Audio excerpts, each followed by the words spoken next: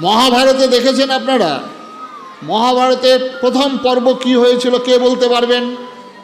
প্রথম পর্ব একটু দয়া করে বলুন তো, কে বলতে পারবেন?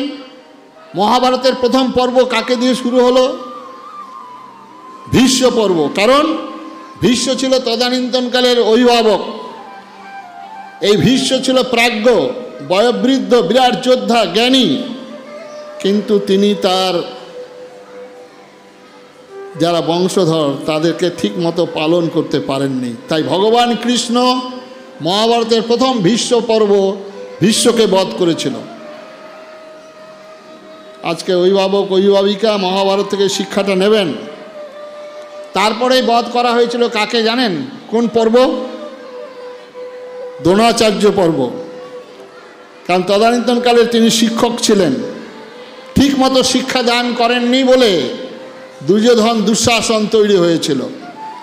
সুতরাং শিক্ষক যারা অভিভাবক আমরা আজকে আমরা দায়ী।